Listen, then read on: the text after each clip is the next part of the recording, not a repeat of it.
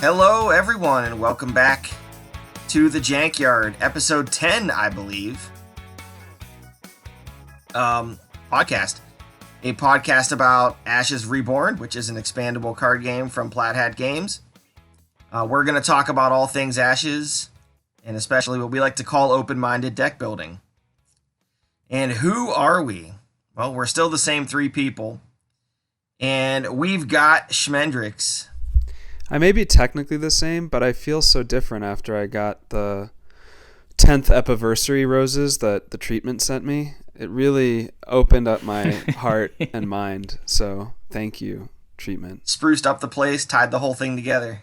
Yeah, we made it. This is success. This is what it looks like, what it feels like. Double-digit episodes. Yeah, guys. And we have the treatment. He's here. There he is. Hey, everyone. It hopefully still goes up from here, but you never know when you're at your peak, so. Yeah, we could peak at literally any time, I think. And I'm Killer Cactus. And yeah, we're 10 episodes in and going strong. We'll keep talking about Ashes probably as long as there's Ashes to talk about. Yeah, and I hope that stays around for a long time. Amen. So today we thought we'd talk a bit about the last round of previews. I don't think we've went over yet. Couple pretty cool cards in there. I'm not sure how kind of earth-shatteringly strong they are, but there's cool stuff for sure. And we're finally going to get to Vicky decks. We got our submissions in. We have a few. We're going to open up a new feature with those, I think, today. And then we're going to do a little bit about floor and ceiling talk. And all things carpentry. Yeah. I think the new cards, I mean, the artwork is fire. I think... Well, literally on one of them. I still can't get over Jess's teeth. Yeah. In Chant of Transfusion, it's like she has the best dentist in all of Argaea. They're sure. white and they are straight, but yeah. They just it's the first thing that draws my eyes right to it every time I look at the card. You guys watch Friends? Ross he got the teeth whitener stuff put on his teeth. Or saw that? It was so bright. That's what this reminds me of. So let's talk about some new cards. Which one do you guys want to talk about first? Schmendrix, what's your favorite card? Well, you're diving right into the controversy because my favorite is Chant of Transfusion, but treatment hates it. So we'll have to sort through that together. We can work through that angst. So Chant of Transfusion, side action, ceremonial class. After an ally you control is destroyed, place a status token on the spell if it has no status tokens on it. So the classic chant requirement. And then main or side action, exhaust. Remove one status token from this spell to move one wound token from a target unit onto another target unit. So let me just say why I think this is interesting. One, I am a big fan of String Mage, which has a much more awkward way of accomplishing the same goal, although she can do it repeatedly, which is side action, no exhaust, move either a status or wound token from one unit to another unit. So this accomplishes in one main or side what takes String Mage two sides to accomplish, which in and of itself is pretty useful, unless the wound is on her. And then I think, two, it's removal. So any on the spellboard removal ability to me deserves a look. I like repeatable removal quite a lot. I mean, I like removal of all kinds. And we're getting a lot of tools in this set to put allies on the table that, if, in the case of Old Salt, starts with a wound on that body. In the case of Phoenix Attendant, side action, put a wound on that body to heal your Phoenixborn. So there are going to be wounds floating around often from the get-go. Obviously, there's the chant limitation of needing an ally to die. And so there are definitely timing considerations. But I think in general, this feels like a really interesting card to me. I'm excited to play around with it. I also like the fact that it doesn't actually have to move a wound from your unit onto another target unit. So, for example, If you Nature's Wrath the board, get a token on it by killing an exhausted 1/1 ally on your board. You could move a wound from a unit that your opponent controls that you might not kill or might not be the highest priority onto a 2 health unit that was left alive from the Wrath. So I think there's a lot of interesting play here in this card, which I'm excited to explore. I guess the last thing I'll say is it is another side action wound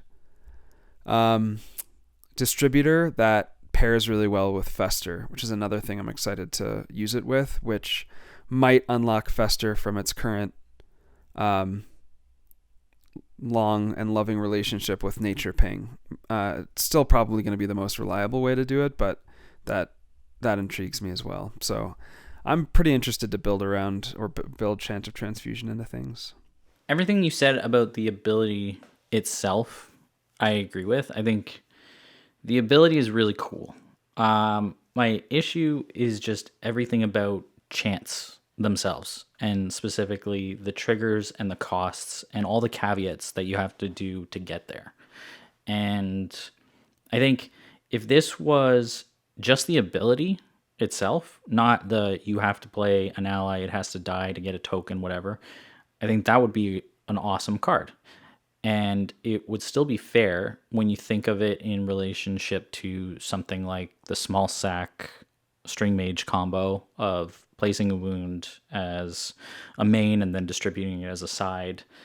It just is always off on for me with the fact that you have to pay for the card itself. You have to pay for an ally to get on the board. It has to die. It has a cap on only ever having 1 token on it at any one time. And then on top of that, the ability itself exhausts.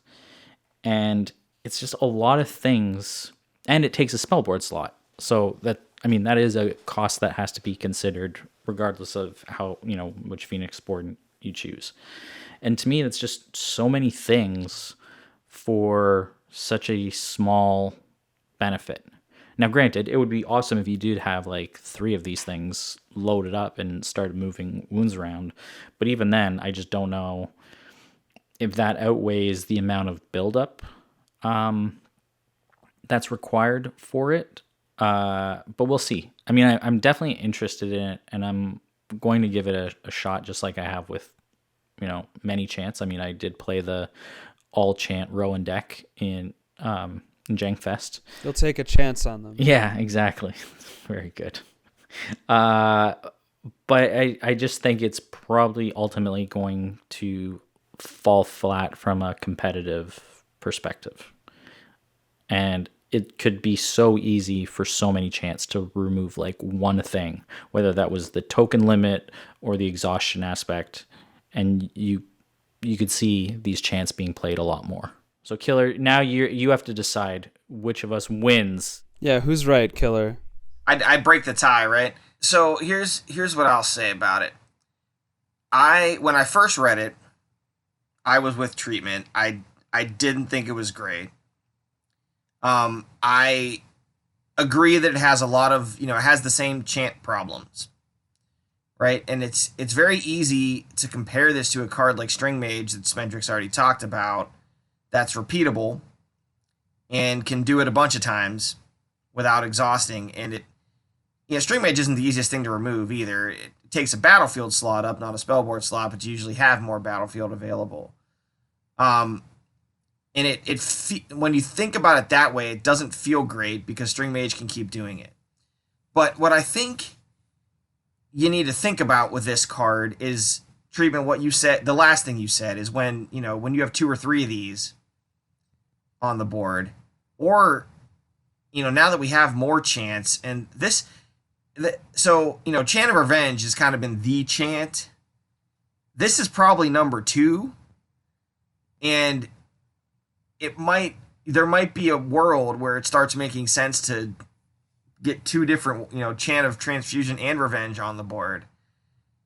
And now I agree there's a lot of costs, right? But when one ally gets killed and you get 4 tokens on chance, that's when the value happens, right? The issue I think, though, that it's going to have is that the game is too fast, right? Like that's why Revenge is the only one that works. Because Revenge advances your win condition directly, and it can keep up with the speed of the game. The other chants are just too slow. Like by the time you put them on the spell board and then get something to die and then use the thing, like you need the game to go multiple rounds before it really starts to give out the value that it needs to give out for you to spend a spell board slot on it and to die in the first round. Right? Plus a ritualist, maybe. So those are the issues, but it is removal, and that's a thing that that isn't on the spell board very often. And it's, once you pay the book tax, free removal, which is a thing that just never exists ever. Right? And when you start, like, Old Salt, I think, is going to be a 3 of in ceremonial decks anyway. But when you have a token on this thing and you play Old Salt, you get paint and you get a side action paying something else, that's really strong. Right? Granted, granted you have to have a token on it already, and, that is a thing, right? It's not... Yeah, it's a 2-life killer, for sure. But, I mean, ceremonial has a lot of self-kill cards to generate tokens yourself. I mean, it does, it has Chant of Sacrifice too, which, like, no one ever uses, but I think is an underrated card. I mean, you can do even Blood Chains, right, as a main, and then this as a side. Right. Which, again, a free one, like, this is a free nature ping, right? If you have a wound on something. Like, that's strong. After the first one. Yeah. Yeah, after round 1. Yeah, after the first one. I mean, still, that's not bad. And it's not a first 5 slot anymore. I mean, Ritualist is, but that, there's your ally. I'm on the fence, right? So I'm not going to break this tie because I'm on the fence about it. I see cool things like old main action Old Salt, side action Chant of Transfusion activation is really good once it's down. I also think side action Blood Archer, main action Chant of Transfusion is also pretty sick. Like that's I think that's a thing that's gonna happen. Imagine you get 2 or 3 Chant of Transfusions out, and then you just have you put down a Blood Archer, and it's a machine gun for like 3 turns. It just mows down everything, right, for 3 turns. I do like that it's a move action, like that it was phrased that way, because if it was deal a damage, then it would be, I think, garbage. Yeah, that's fair. Like, I think the move... I don't know if it'd be garbage, but it'd be worse, for sure. I mean, that's true. This is a side action, put a wound on a root armored unit and fester it. Yeah, exactly. Right. Watch out, Snake. Yeah, and your point about fester is something I hadn't thought of, but I do like that it's a good in-color way to turn fester on that ceremonial didn't really have before. It's also a side action kill for your own units that, mostly it's been who's had easy access to side action self-sack. I guess Guilt Link, obviously. Brennan is the most obvious. But I'm just saying, I think, I am going to be aiming at some point to heal one of my allies, kill a Rising Horde or Ritualist or something, and Widow's attack for 4. Then I'll be really happy with myself. I think this will be really cool in James. Yeah, he can potentially get to tutor the allies, and then you could easily run Chant of Revenge and Chant of Transfusion together and have a real easy setup in the first round. I think it's also cool with units that are naturally hard to die. So whether that is, you don't want a root armor necessarily, but one of my favorite cards, Beast Tamer. Or Druid or Crypt. Obviously Crypt Guardian, because Crypt Guardian's in that weird position where most of the time it's going to take some damage, but you don't want to exhaust it by using its unit guard right away. Or if you do use the unit guard, then you don't want it to be open season hunting on it. You want it to stay alive. So it'll be able to take a couple hits, and then you can just use the chant to remove those and effectively heal it while also doing removal. So I think it'll make some units like that really sticky. Old Salt is a great unit to combine this with. It does have a lot. Like I said, I love the ability. The ability is great. I just hate the chant aspect of it, and just like every other chant. Quick tangent. What happened to Crypt Guardian?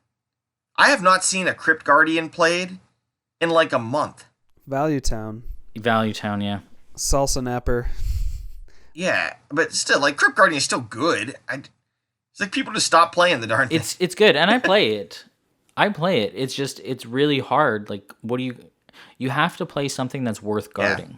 And in any, like, there's no current deck really that, if it's a value deck, that is going to have something that's worth saving, and then that can also keep the Crypt Guardian alive.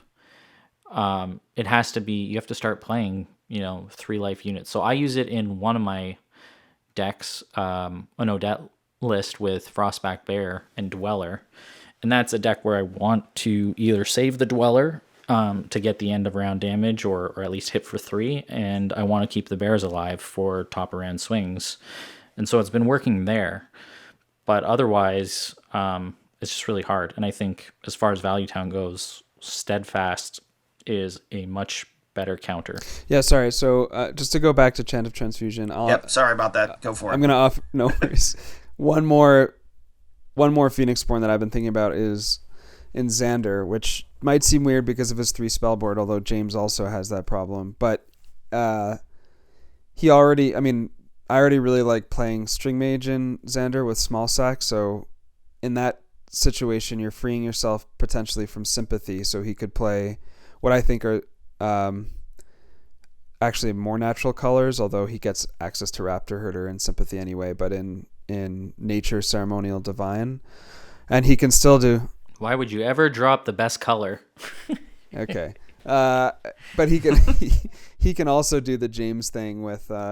if he wants to, the double Ritualist in round 1. So, and Earthquakes have a habit of, distributing wounds widely. Anyway, I think there's... And killing your allies, too. Yeah, and killing your allies. And spinning up your dice. Yeah, that too.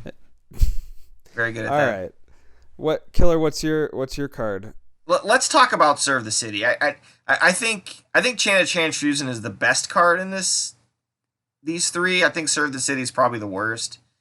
Let's still talk about it, because I do think it works well with Chant of Transfusion if we want to go there. But anyway, so Serve the City, side action in 1 ceremonial class to put onto your spell board. It's a ready spell. Main action, exhaust it. Deal 1 damage to an unexhausted unit you control to add 1 to its attack value for the remainder of the turn.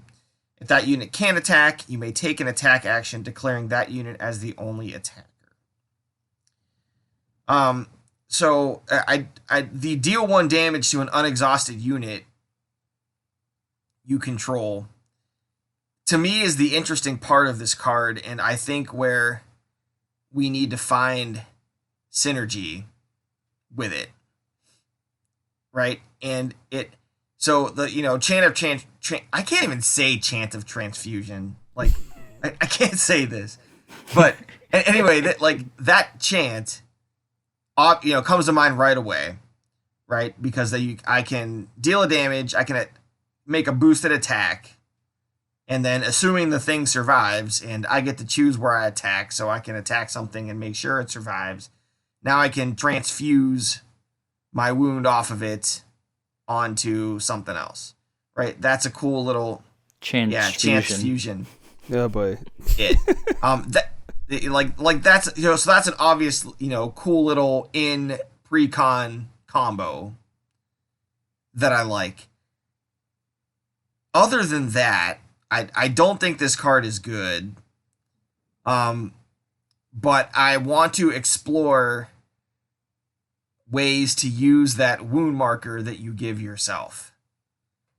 If there are ways to do it, and I haven't thought too hard about that. it's so bad.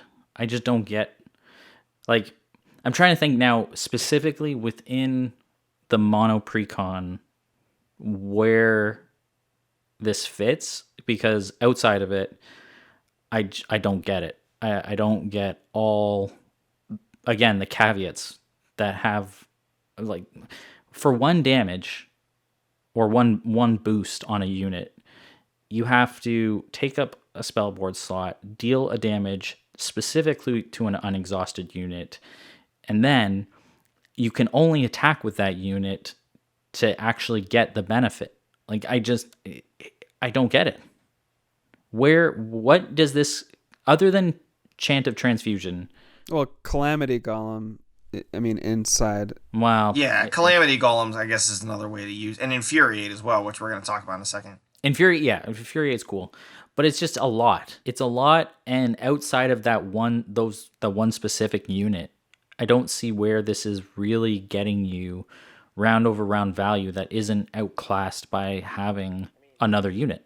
Aren't you playing Dreadwraith? I mean, come on. Yeah, right. Like, this is Chant of Hostility or whatever it is, right? This is basically it. Look, I think this is bad, but I'm gonna observe some things about it. Make some observations. Are you devil's advocate or just the devil here? What's going on? The devil needs no advocates. I'm advocating for fun and our value proposition of open-minded deck building.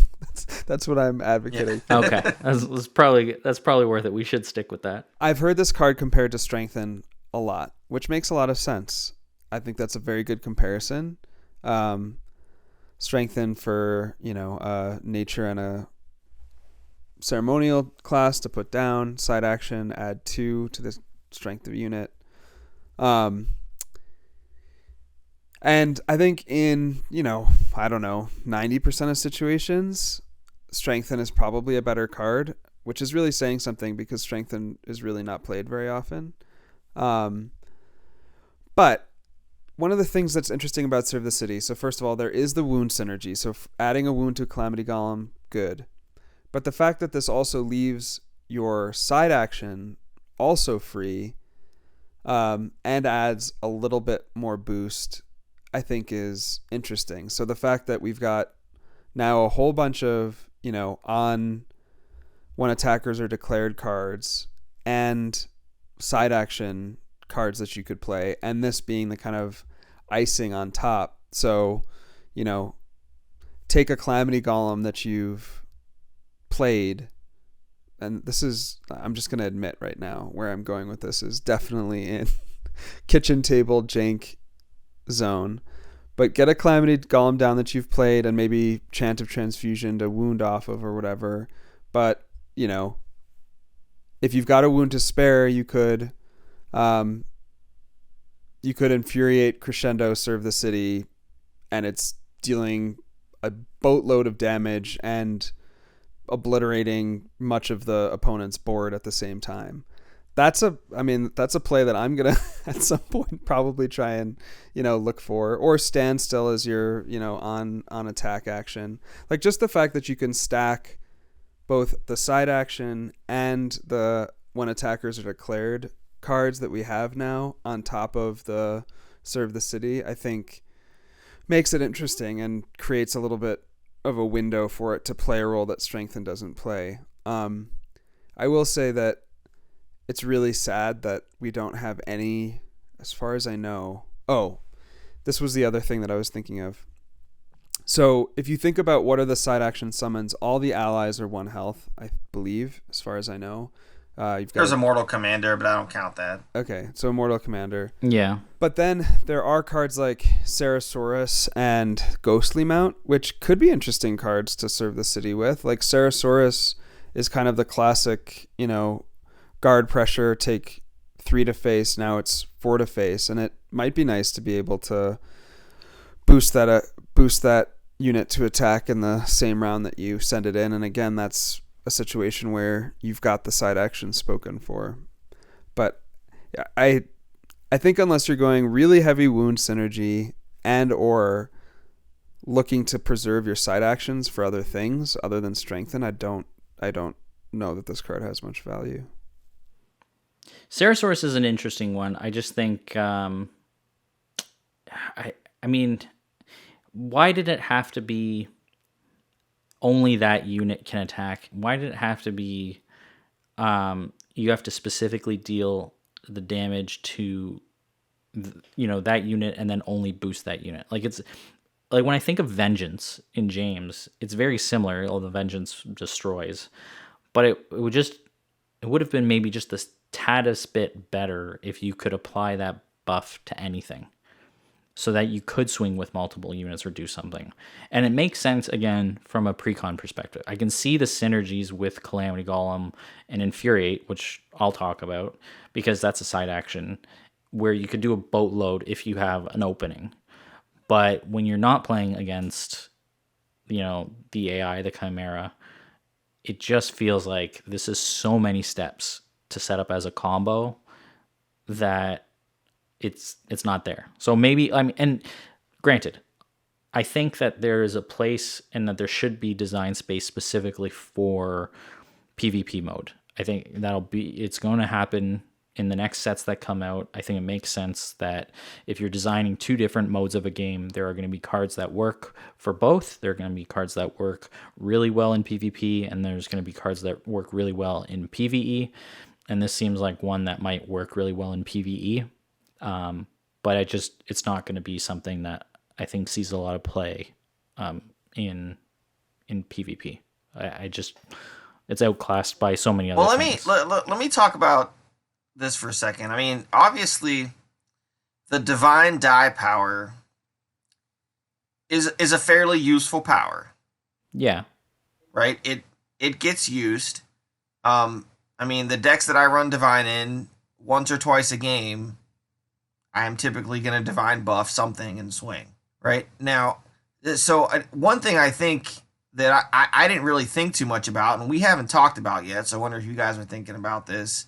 Oh boy. I wonder if anybody's thinking about this, but is where you play Serve the City as your side action and then you use it right away, right? Which you can do.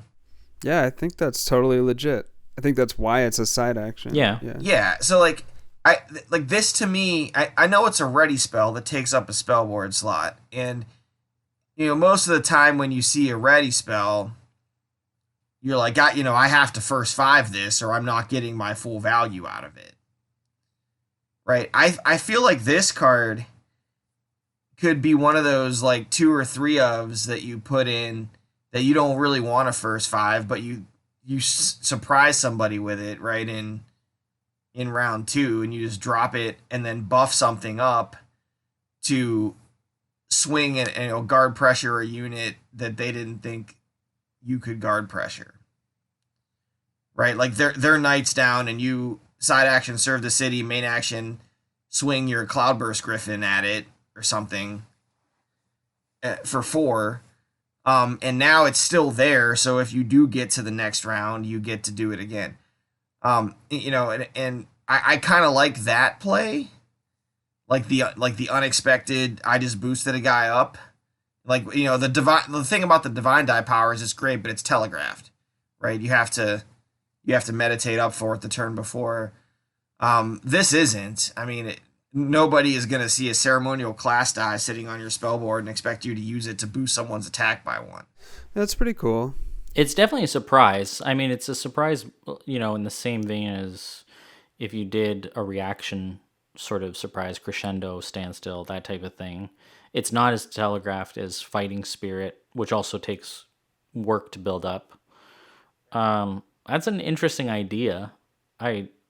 Is it worth the 3 spell slots? Yeah, is it worth the 3 deck slots, right? Yeah, I don't know. Well, deck slots, sorry, that's what I meant. Because then you also have to keep the option open on your spell board. Yeah, I mean, I could see it, you pair it up with something like Ruin Dweller, where it's already in color, and that's a 3 attack unit that I can buff to 4 and,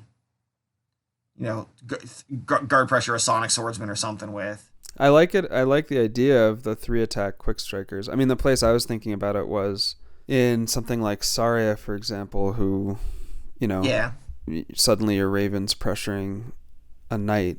But knights would have to be played more than they're played right now to ever play. Well, I do think they're going to be. I think we're moving to a bigger meta or taller meta after this set comes out. This is also deal a damage, so like Frost Fangs swinging for 4 is kind of cool. Yeah. And well, any armored unit is definitely a target for this, right? Or whether it's root armored or natural Celestial Knight, Frostfang, those types. The other of thing, things. I don't know. I wonder if there's like a Hypnotize Calamity Golem deck that you could play, because this leaves your your side action available for bypass potentially. Yeah, I mean, it gives you boost your attack up by 2 or something when you do it to a golem or a wraith. But... Secret Door Frostfang. Serve the city. We got there. Oh, thank goodness. There we go. All right, we solved it, guys. Let's close up shop. Okay, well, speaking of side actions that you could pair this with, we've got Infuriate, which is an alteration spell. So that's pretty... I always like seeing more alterations. And are there... outside of Regress, are there any ceremonial alterations? Can't think of any. Can't think of any. Me neither. Yeah. So side action ceremonial class. This unit now has the following abilities.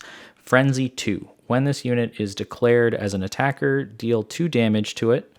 And then it has an inexhaustible ability, Rage 1. Add 1 to this unit's attack value for each wound token on this unit.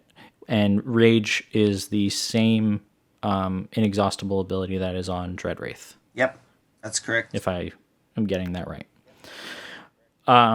So yeah, I think it's a pretty cool card. I mean, I like alterations. Obviously, there's a ton of synergy in this deck with wounds. The Calamity Golem, Dreadwraiths. I think there are going to be decks that come out because it's cool to play with them, but it's also cool that it has, what is that, Rage 2 then? And so what is it gets up to 9 with 2 wounds already on it. 9? And then you add Infuriate. Or is it 3 wounds and gets to 9? Because it's basically adds 6, right? For Dreadwraith? It adds 2. You put Infuriate on it, and it's going to add 2 for every wound on it. So starts at 1, so 3 wounds would be 7. I mean, that's a lot. That's a lot, yeah. And then if you do have Standstill, that's a big punch. I mean, to the face. people are going to build the Dreadwraith deck, right? It's not going to be good, but people are going to build it.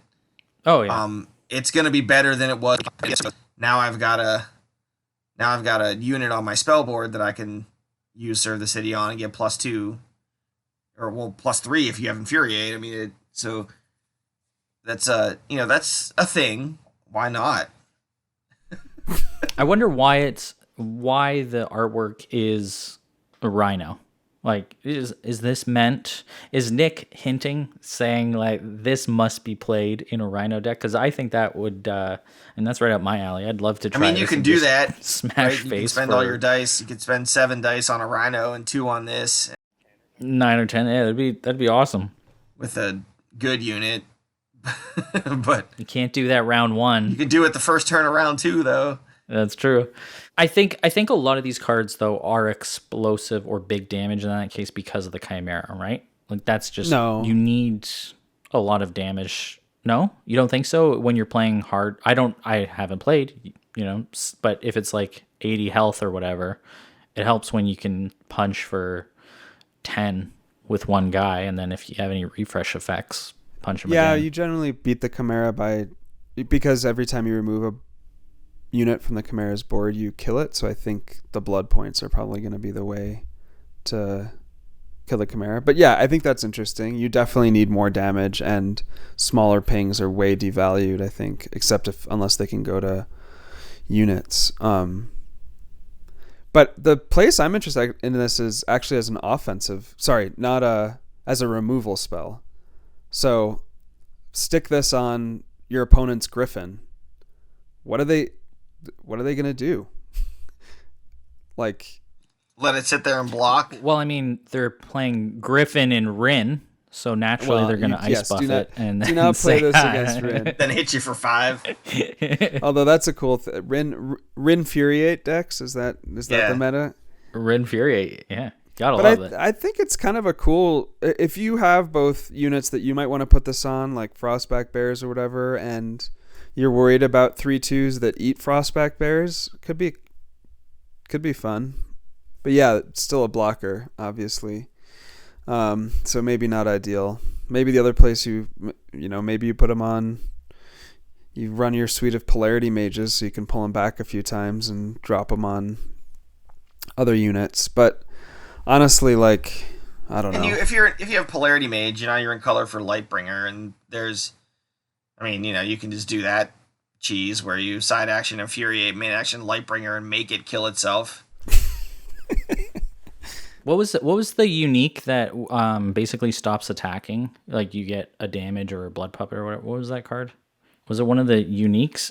Oh, playtime. Was it Jessa playtime? When this unit is declared as an attacker or blocker or guard, deal a damage to your Phoenixborn. Oh, yeah. That's going to see some Lightbringer shenanigans. But Also, cheaper way to get rid of your own blood puppets. If someone's spamming you with them, make them angry blood puppets. Just send them to their death. I never thought about Frostback Bear, and I don't know why, but Frostback Bear is the right place to put this card. Yeah, 3 life. Yeah, and bypass built into it. I mean, now it's like a faster massive growth. It's a little dumbed down. It's like half of a massive growth, but it's a little weaker. It happens in one turn. They don't get a chance to remove the thing or set up a blocker. Right. And that's really good. Like it's probably gonna be. I could see it going into like the Foggy Bear decks over massive growth. It's a cheaper explosive growth like specifically with Frostback Bear, right? Because in either case you're getting a buff of 2. I mean, side action Infuriate, main action swing a bear and a Mind Fog out for 6. That's awesome. And people are going to do that. And I think that might make this better than Chant of Transfusion, actually. Just going to call it Chant Fusion because I can't freaking say the words. But it might make it better than that, just the combo with Bear. And I didn't think about Bear because there's a Rhino on the front. That's the way. Yeah, right. He's distracting you. The giant Rhino. Speaking, because I all of a sudden I got completely my mind went sidetracked as soon as I started thinking of big punches on Chimera, but I want to see someone do a 1-punch Chimera kill. That would be really cool. I know who was it? No Such Method when he had 54 tokens on Snake. I want to see that. I want to see just the 1-punch. You just put 2 explosive growths on a snake, and you put in. There's get to 15 tokens or something, and then it's just dead. How many damage? That's 45, I guess. That's not that much. How much life the thing has. Well, in co-op though, there are other shenanigans. Like you could have your partner putting explosive growths on your snake too. Yeah. So, anyway, the Chimera is going to be fun to stunt on for sure. I think Infuriate, if you can find units that those 3 health units, I think Grave Knight turn 1, swing Grave Knight for 6 turn 2. Yeah. It's not the worst use of 4 dice in a burn deck. So I don't know. We'll see. It's interesting. Do you think this card gets added to a Brennan deck to stop attackers? Because we were talking about it specifically as removal, and if it's if you're going for any big punches, you just say, okay, well, you're not going to attack me, and then I sit back and burn you out. People didn't really play Regress, which already does that. I've tried. I've got a Brennan deck that is Foggy Bear plus Regress for that idea. It's got a very mixed record. I mean, I get it, right?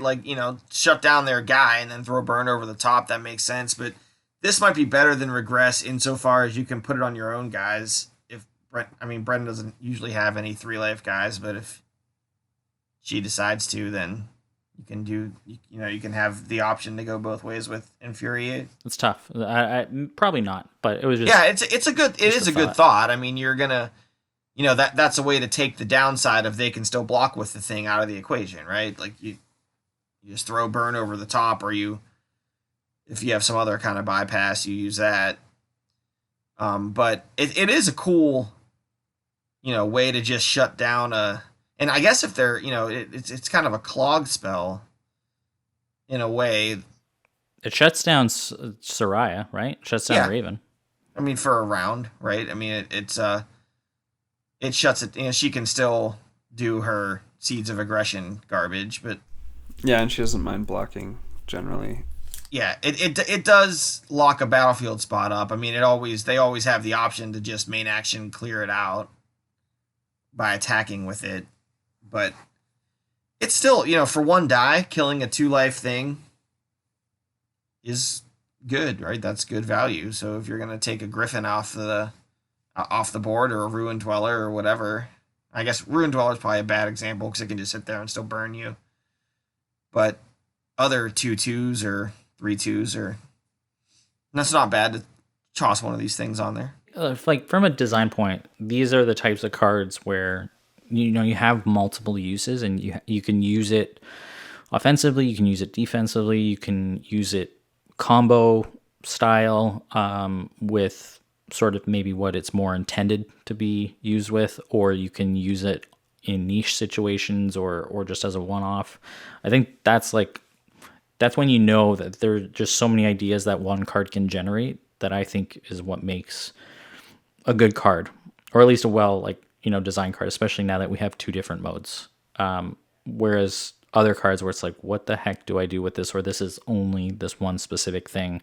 Unless it does that thing very, very well, it inevitably gets replaced, or it's just like, why am I taking this over something that has more utility, or more, more situations in which it can be used.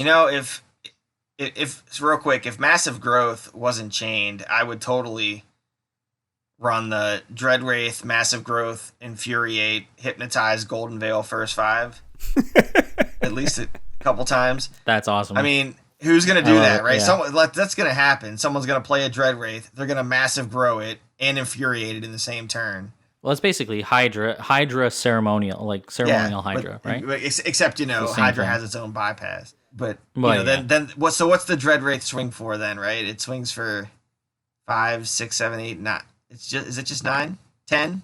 7, 11? No, because Massive Growth. So right? So Massive Growth is 4, right. And then 5. 2 wounds is, and then is 4 2 more wounds. But with Rage 2 is 4 more, yeah. So, and if you can get any other wound, then see, this is where Serve the City comes into play. Yeah, but you punch him in round 1 with Hypnotize, and then you punch him in the first turn of round 2, and then you just win. So is this the new version of horse cheese? This is Wraith cheese? No, because Massive Growth is chained, so I'm not allowed to do it. But I guess we have to keep Massive Growth chained then, or Dreadwraith will dominate the meta. Can't have that. No. Yeah, these are pretty cool new cards. I mean, they're fun at least, if nothing else. I think Infuriate sees some play. I do think Chance Fusion is gonna make its way into some decks too. I think the jury's still out on whether or not it's good, but it's got an off chance to be. I think Serve the City is just a Red King card. Yeah, it's a card you write off until Red King dumpsters you with it, and then you reconsider everything. Does it? No, it doesn't replace Small Sack in like a String Mage capacity, right? Nope. No. He's gonna come up with something we haven't thought of, and it's gonna be good. But you don't know it until you try every combination, right? Yep. Every permutation. So, when I was trolling the Discord for Casey and the car ideas, Ninja Dance Mat brought up this idea of ceilings and floors in decks, right? And particularly in round 2. And what I got out of that question was, how talk a little bit about what the ceiling of a deck is when you are spending a lot of your first 5 resources on building up a spell board, versus a floor. If you put 4 books on the board in round 1, then your round 2 floor is higher because you've got resources to use versus what you draw. And then conversely to a deck like, maybe what Clue has been running recently that is just all allies and hardly any ready spells where, so there's that. But I think we can kind of expand that discussion a little bit into some of the major archetypes in the meta and what their ceilings and floors kind of look like against the rest of the field. So that Right. just to tee that up, that's where I have lots of thoughts, but start wherever you guys want. What do you guys think about this topic specifically? How about we first define or like interpret what it means to have a high ceiling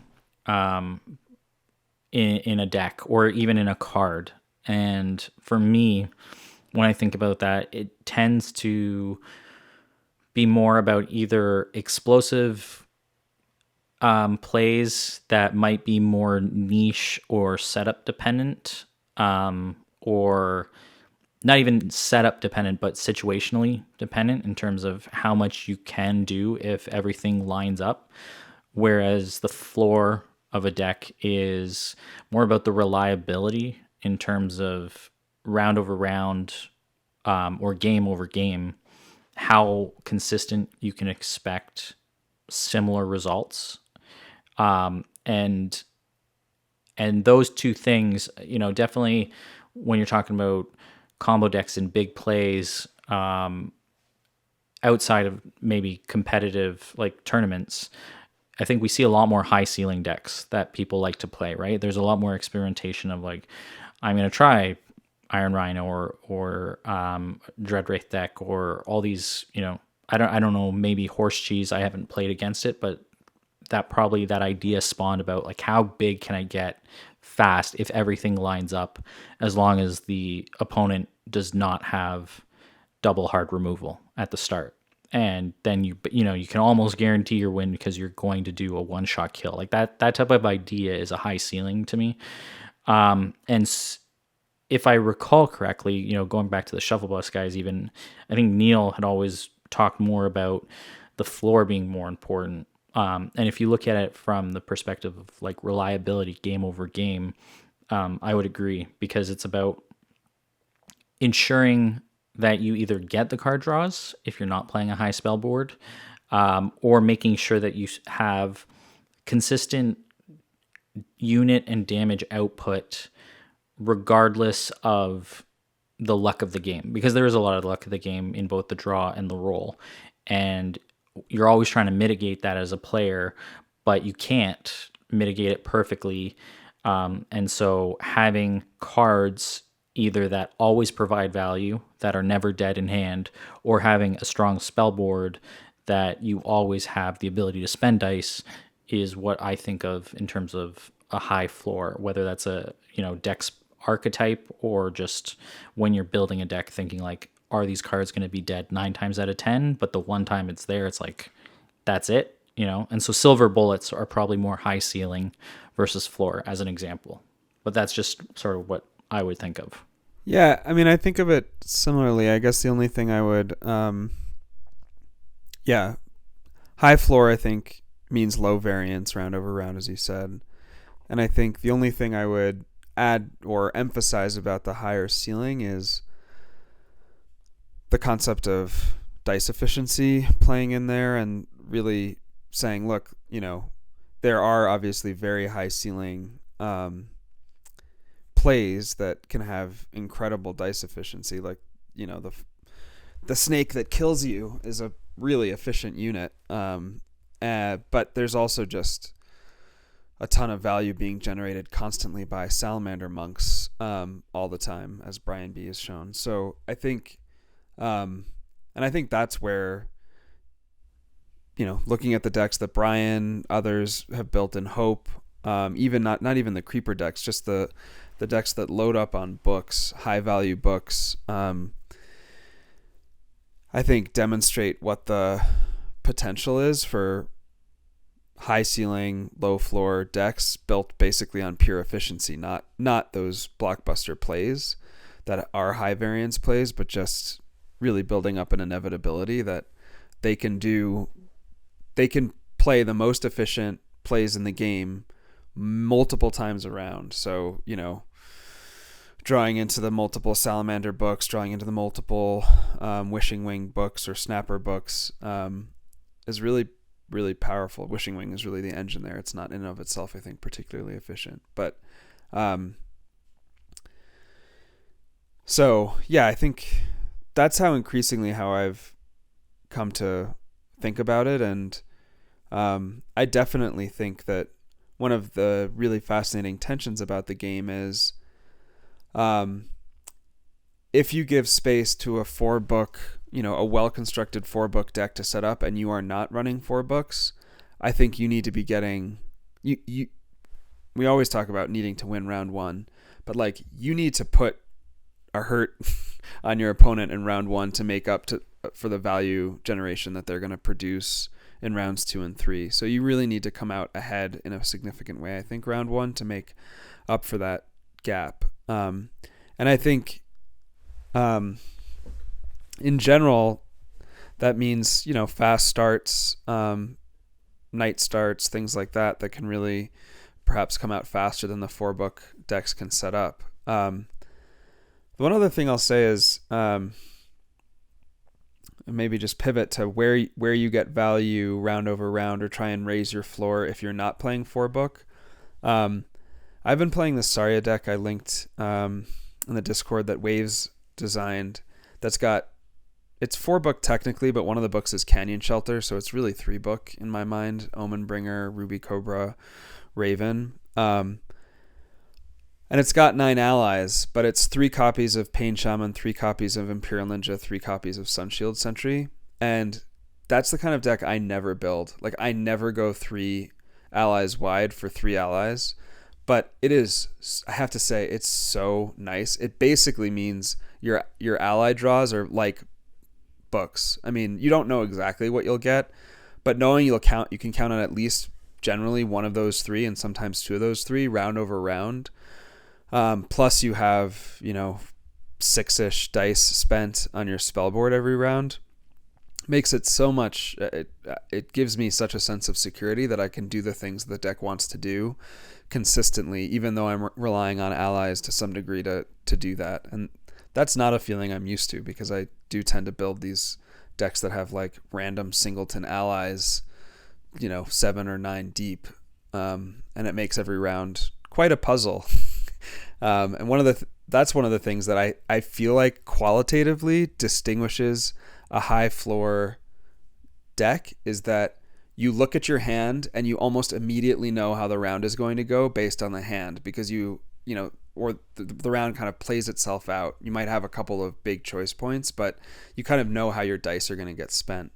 And when I haven't designed a deck very well, I'm like, how can I possibly get to 10 dice efficiently spent from this mix of, random spellboard slots and singleton allies that I threw in the deck for odd situations that haven't materialized? So if I had to ask you guys, what is more important, a high ceiling or a high floor, what would you say? Like not card by card, but for your whole deck, what's more important, a high ceiling or a high floor? I think my philosophies have changed over time, or at least lately, because of Brennan and Hope Creepers.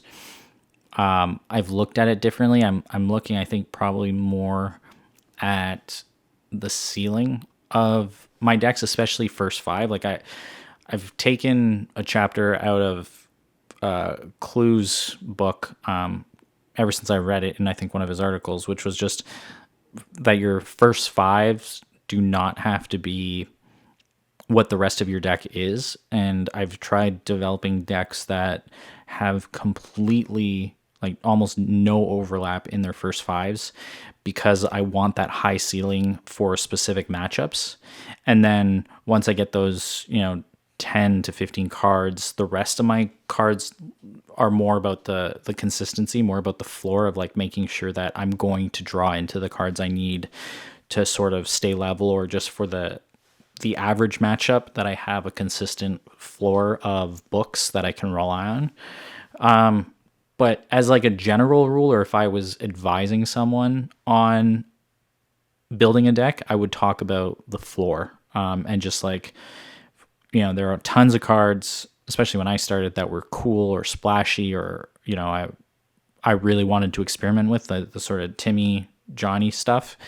And when you face good players and they can, like you said, Shmeny, just reliably spend all 10 of their dice consistently and always have the right answers, you're like, how are they getting the right draw every round?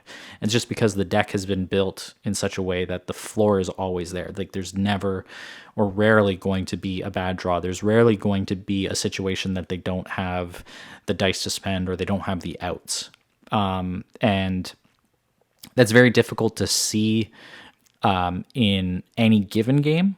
And I think that's why my results, especially last year, were so poor, because I would go through decks and only ever play maybe 2 or 3 games with a given deck. And you don't get to see over time the impact of the choices you've made in the deck building, but also you don't really get a chance to reevaluate and change your deck to then further see.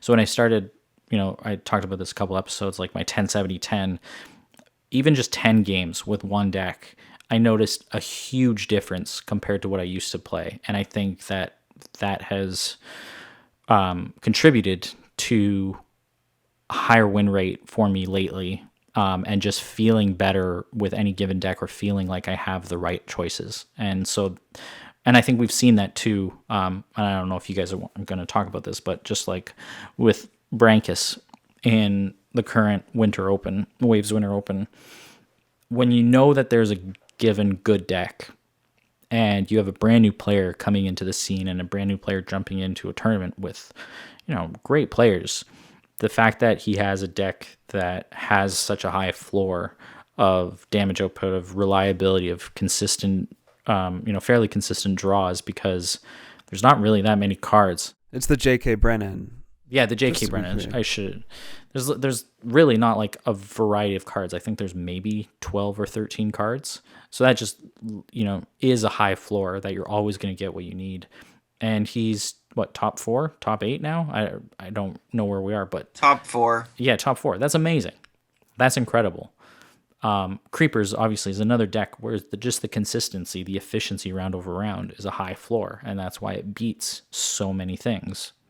And the ceiling decks tend to be those gatekeeper decks where if you get that matchup, the right one, you could have a great deck that would win against the rest of the field, but you lose just because that's the high ceiling, but that person, that deck, that player is probably not going to make a top cut, but they are going to gatekeep against a lot of things. So that floor is more important, but that's sort of where my current deck building has shifted a little bit, just in an attempt to find solutions to those high floor decks. Spendrix, which one do you think is more important? I have to say I've gone on a similar journey, I think, as the treatment described, where, I ran Realm Walker hunting weapons in a shuffle bus tournament, which is a pretty ballsy move for an open list tournament. And that's a really high ceiling.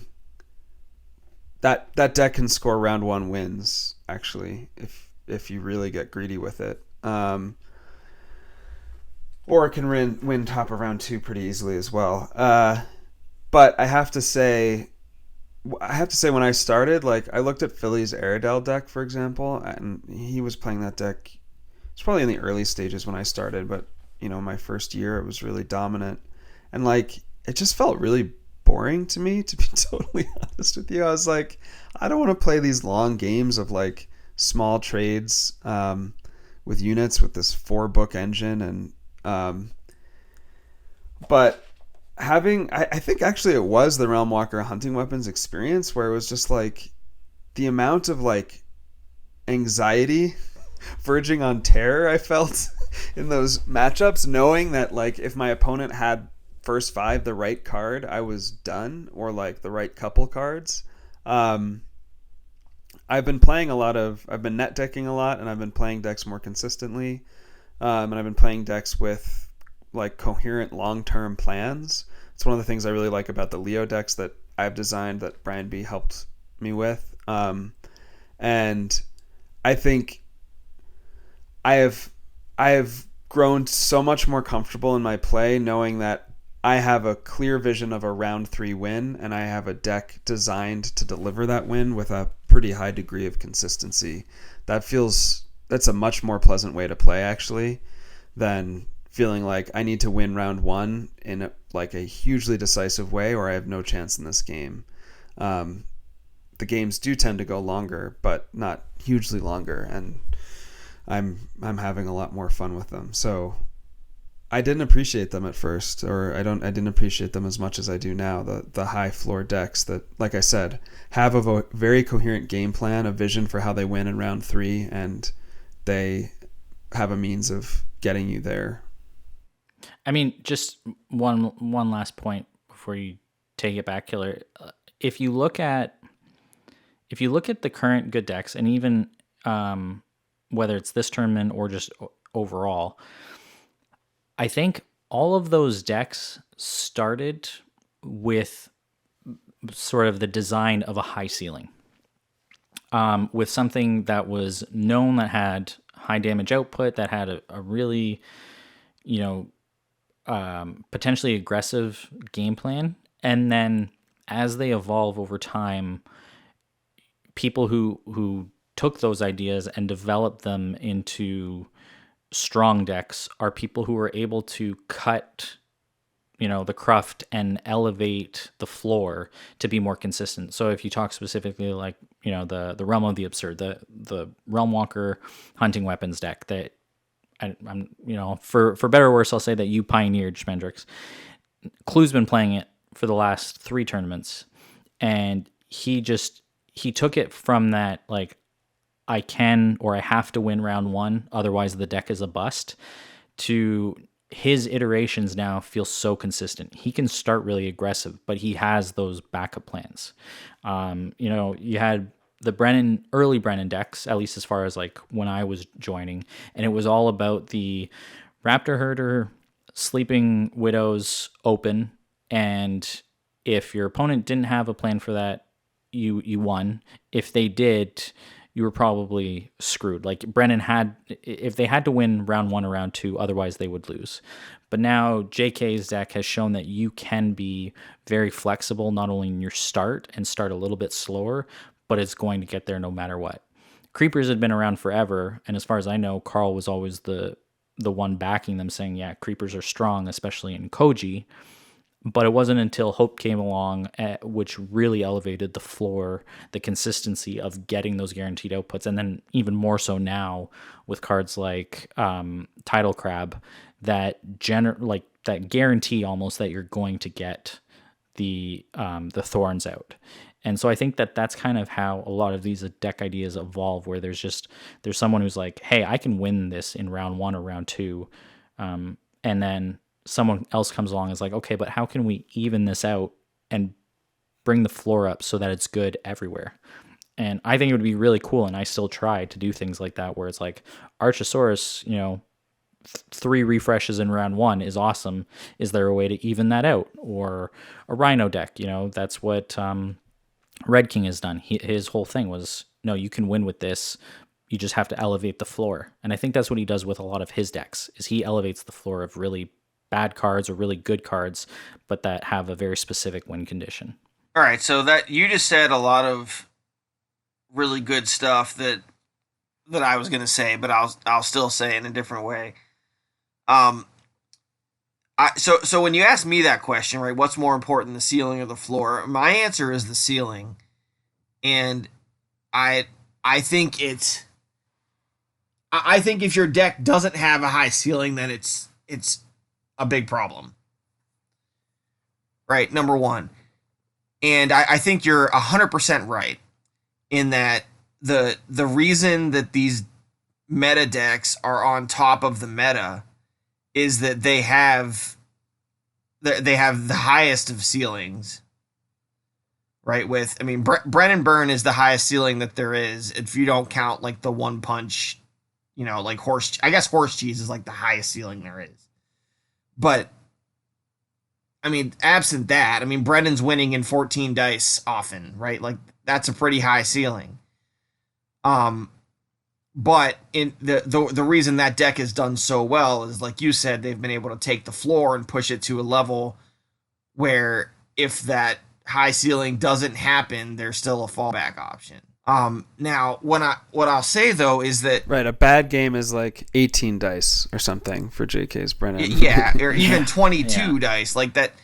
That's a bad that's a bad game. That maybe that's the floor, and the ceiling is 12 dice, and most games end up somewhere in between. But what I'll say is like when you look at decks that are when you look at the decks that people like Brian and Carl and Matt are playing, and even Philly back when he played Forbrook Aerodel, those guys tend to play the high floor deck. Right? Like, I mean, I guess Creepers, Hope Creepers right now, what Carl is playing, is a pretty high ceiling deck too. But even that, I mean, Hope usually isn't going to beat you in 14, 15 dice. I mean, it's probably going to go a little longer than that.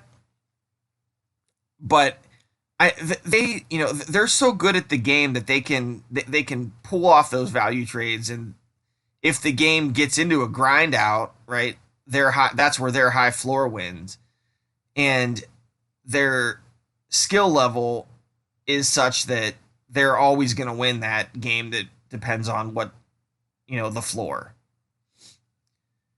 So I guess my throw out to the newer players, or not even the newer ones, the players that are trying to get to that next level, is play to the ceiling, right? Like don't go to the floor. I think the higher the ceiling of your deck, the less skill matters right in the game. If you want to win games, play decks that have big ceilings and do something that is, a bit outlandish, or a bit, I don't know what the word is, if it's a bit different, a bit bigger, a bit whatever. I've done a lot of deck building lately, building to the ceiling with decks and not as concerned about the floor.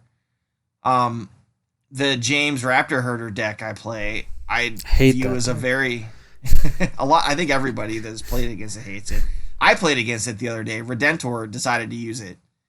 He had a random Ashteki game up that I joined, and he's like, I was gonna play your Raptor Herder deck, your James deck, and I was like, okay, go ahead. And then I lost to it too, and I was like, yeah, I hate that deck. It sucks. But it's a very, very high ceiling deck, right? Like I don't know how you define the floor. I mean, I guess the floor is not the first time, if there's a way to deny that, but it's a very aggressive, very fast, very like high ceiling deck, and it's been very successful because the Ashes is in a plaything where they towards a deck that has a high ceiling that can execute that plan consistently, even if in the times where you don't consistently execute the plan, if there's the bottom drops out and you lose the game. Especially I think if you're a lower skill level player, I think that's okay. Like I think you're gonna win more games if you just have a really high ceiling plan that you can execute. I think where some of the decks, like specifically, this is another deck that you built, but like when I think of the deck that Flora is playing, the Airedale deck, and any deck really that makes use of explosive growth, those are examples of like high ceiling decks that are then backed up by a high floor, right? You have the consistency, you have the 4-book, you have the ton of removal to play the longer game, but ideally you're winning, or at least dealing the bulk of your damage, your win condition, through a big like Mirror Spirit Punch when you finally open it up. And it's about engineering that. And then same thing with Ninja playing a Hydra deck, and previously Kyla was the last world, Or the Fighting Spirit decks. or the Fighting Spirit Redentor, right, playing his deck too to one of the wins. No Such Methods, Cole, Fighting Spirit is another one. Snake in general, right? Any Mayoni Snake deck.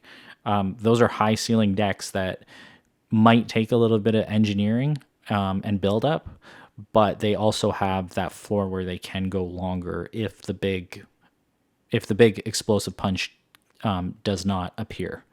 And I have a couple decks like that, and it's not something though that I ever think about while I'm building, but I do try and be like, well, overall, how does, when you're building a deck, we talked about this, how does this deck win?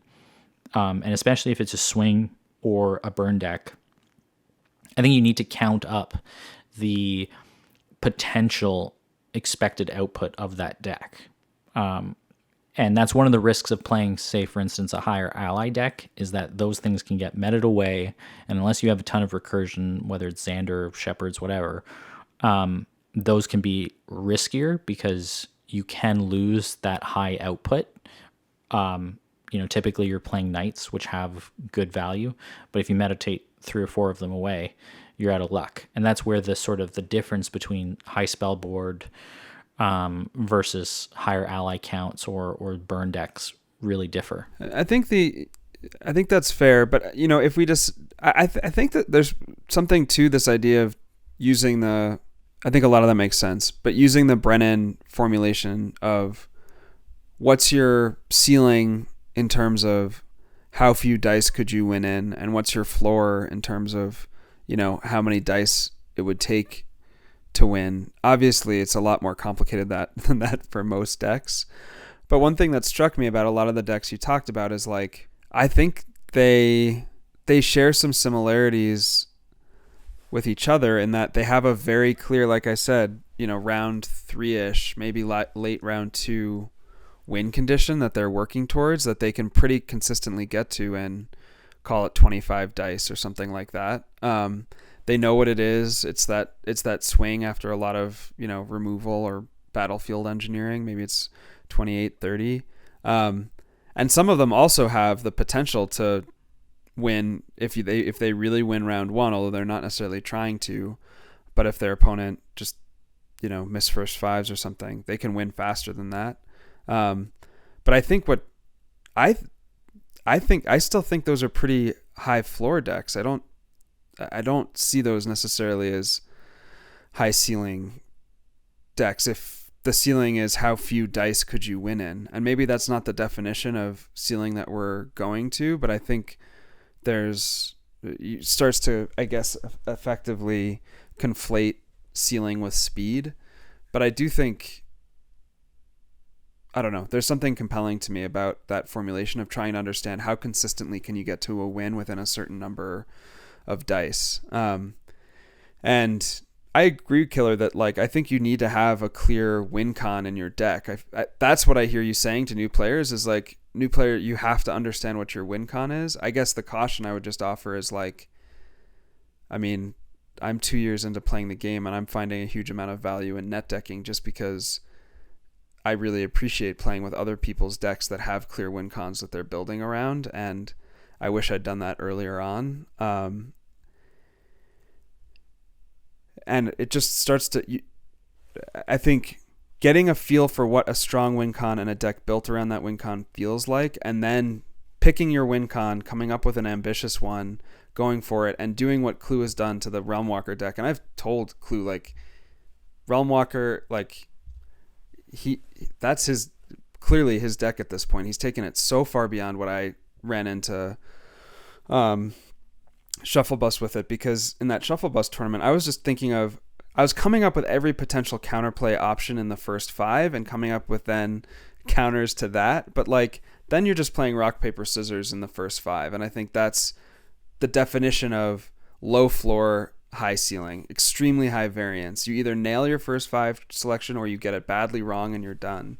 But I think one's ability to take a deck with a clear win con and iteratively improve it is strengthened immensely by having played top decks and just understanding what those feel like, because you can't, I don't think, theory craft your way to them until I can't, until I've actually played with them.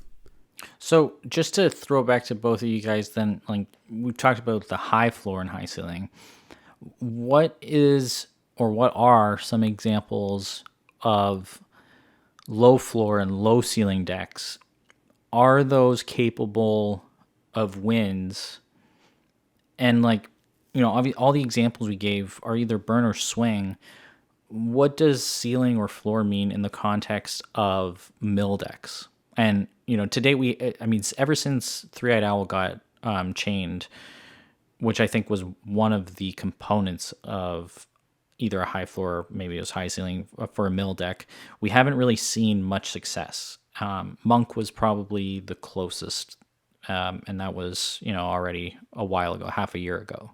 I think of Inquisitor's Herald as a low ceiling, high floor type mill deck, right? Like that deck, he got wins by swinging through sometimes, but I mean, it was really like set up a battlefield state where we just stare at each other and grind and go back and forth, right? And I'm gonna outvalue you eventually, and mill you out, right? That's to me is a high floor, low ceiling type deck. That's the one from like Shuffle Bus 3, right? Whatever the one was where the game went 3 hours. Right. Yeah. I think it was Shuffle Bus 4 actually. I mean, I don't think you can have a low floor, low ceiling deck and win like that. It's probably just a bad deck at that point. But I think a low ceiling, high floor deck is possible and can win and has won, right? Inquisitor did that. I think Phillies was too, frankly. I think. Yeah, that's another good example, right? The Zookeeper deck, low ceiling because he didn't really have anything explosive there. It just kind of outlasted you. So that's another good example. So I think those can win. I just think the current metagame is not good for them. They're going to get run over by the high ceiling, fast stuff. No, I agree. And I think I just say, like, I think one of the things that both those two decks have in common, which is another trap I see newer players who are interested in mill plans falling into, is that they're extremely high on removal. In the case of Herald, it's, it's Mark, Hunter's Mark based removal. Aerodel, you've got Gilder Pings and Water Blasts and everything else. But they're not sitting back in the sense that they are playing a wall of Orchid Doves, but they're also not playing aggressive in the sense that they're trying to make face swings. They want to take everything off your battlefield as quickly as possible, or any threats off your battlefield as quickly as possible. And they have a huge array of tools to do it with very little counterplay. And I think, I think sometimes players who might be interested in the lower variance decks get too passive too quickly. Like, in some ways, I think the definition of the high floor, low ceiling play is removal, right? Like, guaranteed value in getting dice off your opponent's board or getting a threat off your opponent's board, but it doesn't advance your win con basically at all in and of itself. It needs something else to do it. So it's like treading water. But basically, potentially treading water with a dice advantage. And then it's a question of, like, what are you investing that dice advantage in that potentially defines your game plan? But so, I mean, just to add a theory crafting, then, I mean, we've just covered the current mono ceremonial stuff. And at least I'm hoping for eventually mono, the mono charm to maybe be the next one that comes out, and more support for mill decks. What does a high ceiling look like in a deck that is less reliant on either burn or swing? I mean, we usually talk about needing two, like a plan A and a plan B, out of the three sort of approaches. But what does that look like in the mill style of deck? I think Monk's deck is a high ceiling mill deck, right? Like there's some things that beat that, and if your opponent has those things, then he's in trouble. Or like that deck's in trouble. I mean, if they have some good bypass, then like there's a problem, And so that's one example of it. I guess maybe the other example of the high ceiling mill deck is just like where you go all in on mill. And I've thought about doing this and really gotten around to it, but you do stuff. You're throwing Imperial Ninjas and Ruby Cobras and Remorses and Glowfinches and just throw all the mill at them as fast as you can and see what happens. Try and mill them out. And, we talk about winning the game in 15 dice. Well, clear out their deck in 2 rounds, right? Like that's what you're trying to do. I haven't seen anyone really do that, but I feel like it should be possible. I mean, there's There's 25 cards in a deck Yeah. when you start the game, and how many of those cards can I if I give myself 20 dice, right? How many of those cards can I discard? Like sure, a little bit, yeah. But I mean, I haven't really seen anyone try that. Like the aggressive mill, right? Like And you can reasonably expect meditations, right, to help you out. Like just play all the stuff that mills cards and do it all and see what happens. I feel like high ceiling mill might not be defined by speed, but just intensity of control that you can create. But maybe I'm wrong. I'm trying to think about how you talk about that in the same paradigm. And like one thing that the monk decks do is it's actually affirmatively difficult to spend all 10 of your dice in a lot of rounds against monk because he's kneeled your board and you don't have anything to put down and you can't get rid of your stuff. So like he's he's getting a pretty profound resource advantage. It's not in terms of necessarily beating you with fewer dice spent, but it's in how many dice he gets to spend advancing his win con versus how many dice you get to spend advancing yours. And when he really locks you out of a game, he's spending all of his dice on, Neil's, Orchid Doves, the 3 abundances, other things, and you're spending actually not even close to 10 a round. I think high ceiling mill feels like, it's prison probably, and I think that's why Netrunner, which is another game I follow but rarely play, just made a bunch of changes, introduced a new ban list to get rid of a really problematic prison deck archetype in the game. And like, I don't know, it's interesting. We've all lived, I think prison is a really intense negative play experience for games generator, and I think it's probably a good thing we don't have a dominant prison deck right now, but that's part of the reason why mill I think is so hard to design around, because the powerful mill plays are often prison plays, which no one seems to like playing against.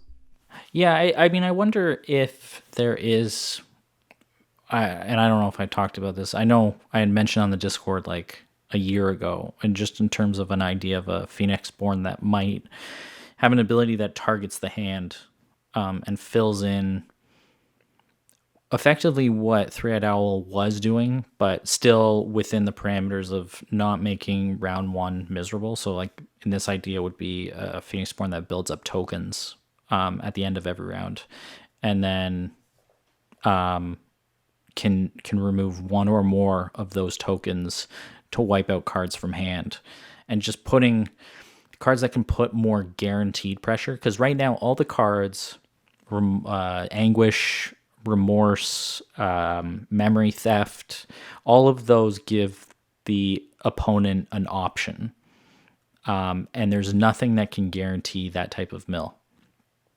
And it would be interesting to see if maybe that's where a non-prison style but impactful mill deck can take place in that sort of scheme. Otherwise, it's very difficult, to find the right balance. I mean, once you get to abundance, it's very powerful, doing upwards of 6 damage around.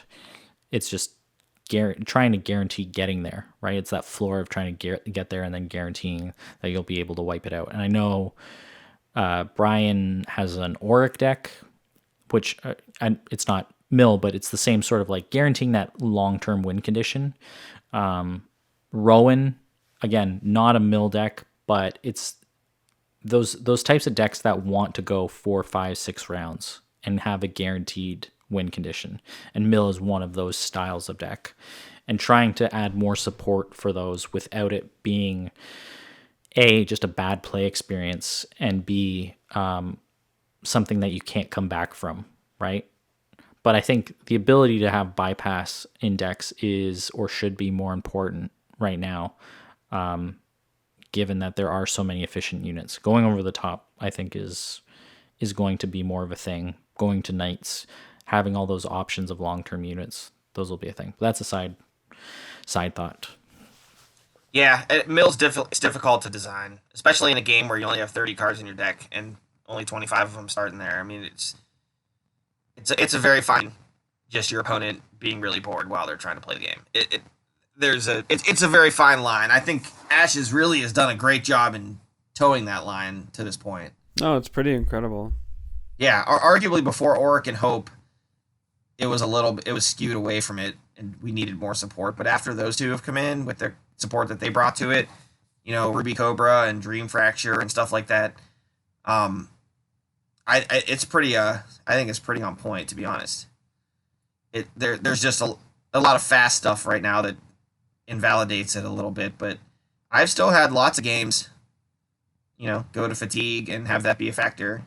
Or at least if fatigue's not, then your lack of options because your cards have been milled is. I mean, I'm playing Leo and Saria all the time. And that Xander deck, Yeah. the Xander deck that you design, Killer, is not technically a mill deck, but it's really happy when it gets to the end game and it's just spamming Raptors that he's bringing back and your opponent's like struggling to figure out which of their books to meditate off their spell board. So that's a lot of talk, I think, about floor and ceiling that I wasn't sure we'd get into, but we did, and I think was good. You guys have any other thoughts about? I found this conversation really interesting. I think it's a really ripe area to explore, and it was a really cool way into it. So thank you, Ninja Dance Mat, for asking the question. And anyone else who asks a similarly thoughtful question, we will tread water similarly for you. Here's a question on floor and ceiling. What's Flora's ceiling prediction for this tournament? Is she going to take it? She could win it, for sure. I don't know who her top 4 matchup is. Is it Carl? Carl or Tuxedo, probably? I think it's Tuxedo. I think it's one of the Hope Creeper look. decks. And then Brankus will take the other. Yeah, she's not playing Brankus. I know that. I have a very strong vested interest, given that she's both our Rookie of the Year and a Denver local. So I'm definitely rooting for Flora. All right. There we go. No offense to the rest of these guys. Yeah, I'll say the same. I mean, obviously she's playing my deck, so I'd like to see it win. And she's playing it better than I did, so I've been talking with her between rounds and help, not really. I cracked the joke that her and Brankus were my unofficial coaching in the car alumni earlier. If Matt can have Ash's normal coaching, I'm going to start coaching in the car. But I mean, really, I haven't really coached much. I've just kind of helped here and there, and it's been a cool experience to talk through games like that, and say like, well, here's what I would do, and then she's like, well, what about this, and then she executes, right? Which is like, usually I'll think about all those things and then not execute, but she's done a just fantastic job executing that deck's plan and winning games. And I think it matches up pretty well against, it's definitely got some play into Hope Creeper. It was really fun commentating the game. Agreed. And as long as everyone, I mean, we've only received positive feedback. Yeah, because no one's going to give us negative feedback. We're not really in a community where we're going to dump on each other, but if you're not providing it, no one's going to do it, treatment. So we should do more. We got the Brankus Ninja game that we got on the backlog, and then the top 4 matches, I guess this week will be exciting to cover if we can. Yeah, it looks like Flora and Tuxedo are playing tomorrow at 9 Eastern. I'm not going to be able to do that, but if you guys can do it, you should. I mean, I might be able to. Tomorrow at 9 p.m.? Yeah. If no one else is doing it. Yeah. I could probably do it. I probably can too. Yeah. So I'm up for giving that a shot. All right, we'll get the Jank streamers. And you're welcome for our first inaugural scheduling segment. Jankyard. Yeah, right.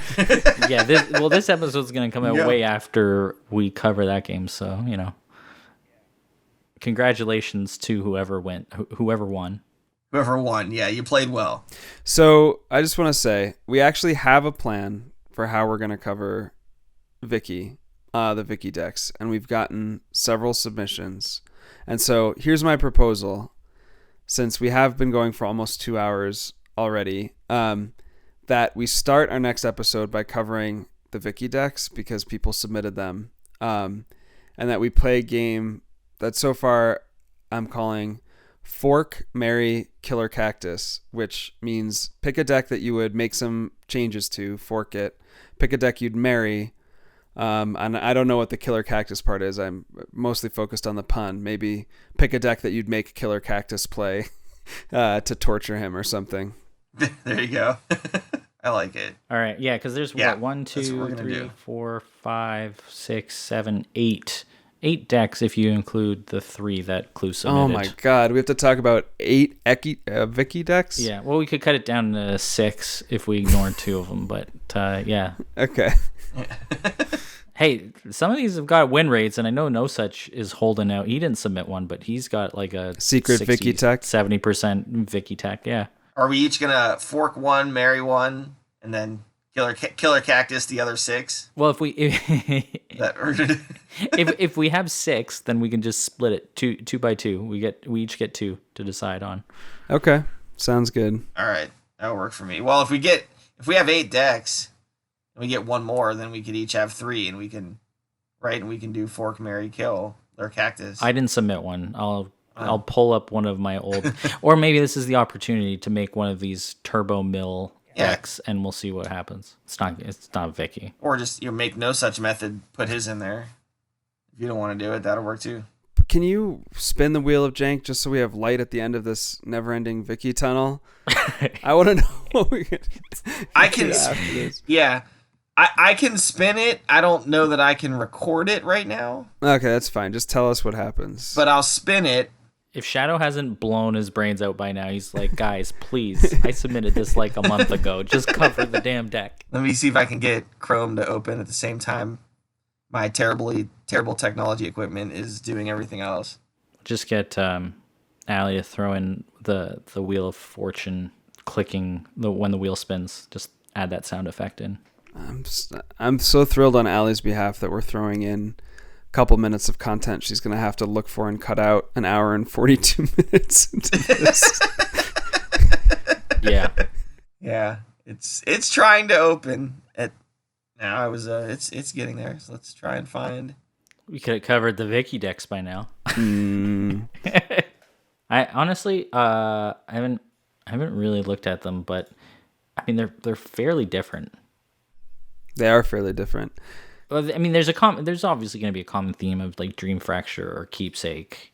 Waves went right off the deep end. Well, Matt's got a Radiant Leviathan, I guess, just in case he has to copycat a Radiant Leviathan, which is the craziest thing I've ever seen. I had a Hydra on mine for a while. I didn't even have Divine Dice. That's funny. I just put the Hydra spell in because I wanted to. If somebody played a Hydra, I really wanted one. So it was in there. Depending on what can be done with her unique, and it would have to be something probably that affects her ability, like another like alteration, PP alteration type of thing. Vicky could have a spot, or at least could move up a few spots, because Copycat, like a 2 of is good, or especially right now with so many powerful spells, and if it's just something that fixed her ability, she's got good stats. Like 518 5 is solid. She could totally be good. I've spun the Wheel of Jank. It is landing on. Wow. Well, so far it's been extra small tonight. Weeping Spirits. Oh my gosh. Nice, easy. Yeah.